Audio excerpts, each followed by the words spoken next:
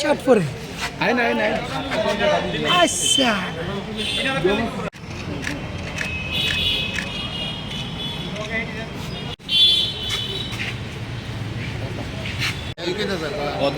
আবার দেখ কি দামি শার্ট পরে ইয়ের শার্ট পরে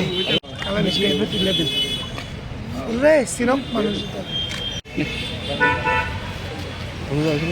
কি ধরেছেন আজকে যদি একটু বলুন।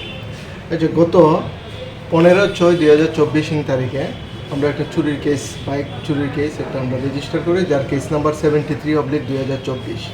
এই কেসের তদন্ত নেমে আমরা প্রথম একটা নাম্বারলেস হিরো হোন্ডা 200R বাইকে আমরা একটা সিজ করি এবং সঙ্গে দুইজনকে আমরা অ্যারেস্ট করি, যাদের পজিশন থেকে আমরা জয়পুর এলাকা থেকে বাইকটি উদ্ধার করেছিলাম।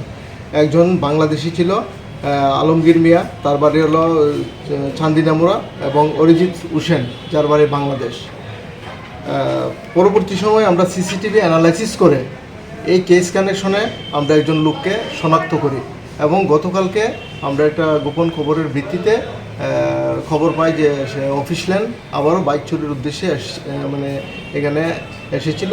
তারপরে তাকে আমরা অ্যারেস্ট করি এবং তাকে জিজ্ঞাসাবাদ করার পর আমরা আরও 2টি বাইক উদ্ধার করি, TR01U 8650 হোন্ডা শাইন এবং TR01 AS 6646 আরও 2টা বাইক উদ্ধার করি এবং তাকে অ্যারেস্ট করি। আজকে পুলিশ রিমান্ড চেয়ে তাকে আদালতে আমরা প্রেরণ করি। নামটা কি?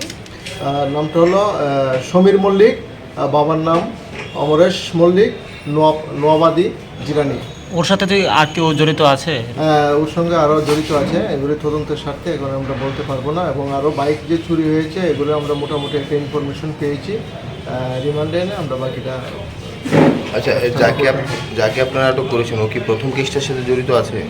হ্যাঁ, কেসটার সঙ্গে জড়িত। তারপর জিজ্ঞাসাবাদের পর আরও 2টা বেরিয়ে এসে নতুন যে ক্রিমিনাল র হয়েছে তাতে কি রয়েছে যে বাইক চুরদের কীরকম শাস্তি বিধান রয়েছে?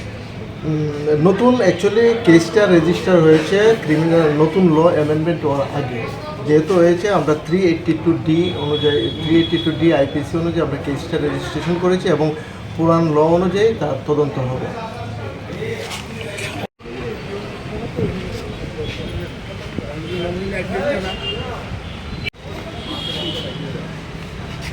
মনে কিছু